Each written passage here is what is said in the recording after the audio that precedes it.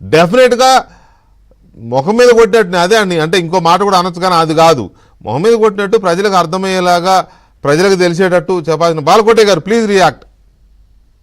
వెంకటకృష్ణ గారు, సాధారణంగా ఈ చర్చకి చాలా చాలా ప్రశ్నలు వస్తాయి, చాలా చాలా సమాధానాలు రావాలనే కదా పెట్టింది.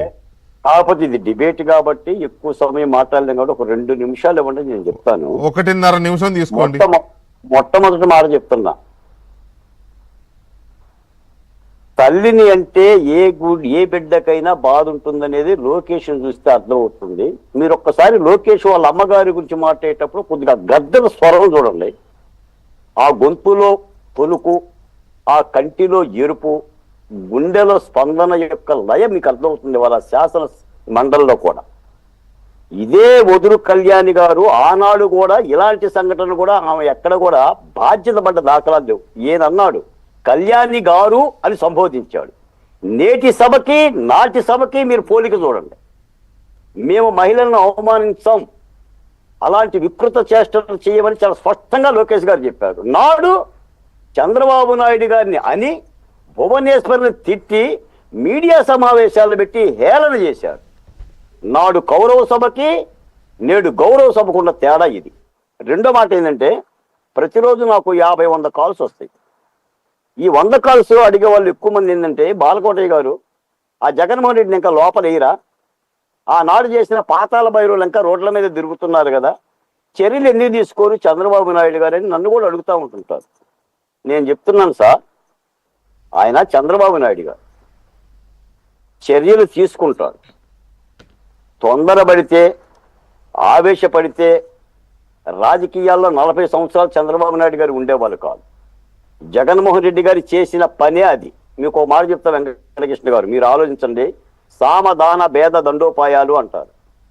రాయలసీమలో ఫ్యాక్షనిస్టులు చేసే వైఖరి, 1 బెదిరించటం, 2 ఆర్థికంగా నష్టం చేయటం, 3 దాడి చేయటం, 4 లేపేయటం. ఇవి సామధాన భేద దండోపాయాలు. మీకు జగన్మోహన్ రెడ్డి గారిని మీరు ఆలోచించండి. Okay, Jaganmohan Reddy style of faction లేకపోతే ఇవి మనకు అవసరం లేదు సార్. అది జనానికి తెలుసు, అందరికీ తెలుసు. దాని గురించి కాదు ఇక్కడ. జగన్మోహన్ రెడ్డి మొన్న అన్న మాట ఏంటి, ఇది ఏమీ లేదు అక్కడ అని. ఇవాళ లోకేష్ శాసన మండలిలో చెప్పింది ఏంటి, కావాలంటే వీడియో కూడా వేయగలనని. అసలు మన జగన్ అన్నప్పుడే ఆ మాట వెంటనే నువ్వేంటి నీ కంట్రోల్ చేసుకోవాలి, నువ్వేంటి నీ మాటలేంటి అని చెప్పి అసలు ఇప్పుడు 16 నెలలైంది. ఫస్ట్ దృష్టి పెట్టాల్సిన అంశాలు అదొకటి. ఒక్క నిమిషం బాలకోటే గారు, ఒక్క నిమిషం ప్లీజ్ తొందరగా. ఈ రోజున జగన్మోహన్ రెడ్డి గారు అన్న మాటలని రికార్డు నుంచి బయట పెట్టి కూటమి ప్రభుత్వం సమాధానం చెప్పొచ్చు కదా అని మీరు అంటున్నారు. సార్, నా దృష్టిలో అది గోడ దగ్గర కూర్చొని పాఠాలు చెప్తాం, మూర్ఖుడి దగ్గరికి వెళ్ళిపోయి నీతులు చెప్తాం. కానీ మూర్ఖులని మీరు అంటున్నారు, ఆయన అక్కడ నీతి పాఠాలు చెప్తున్నాడు కదా, అక్కడ ఏమీ లేదు. చంద్రబాబు నాయుడు డ్రామా ఆడాడని. బాలకోటే గారు, ఇప్పుడు మీరు కూడా చైర్మన్ పదవి వచ్చినాక తేడా వస్తుంది. కానీ తేడా కాదండి, ఏమండి లోకానికి తెలియదా అట్లా కాదు.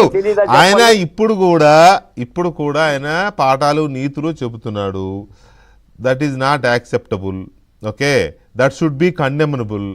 దాన్ని కండెమ్ చేయాల్సింది పార్టీ చేయాలి, సీఎం గారు చేయాలి, లోకేష్ గారు చేయాలి.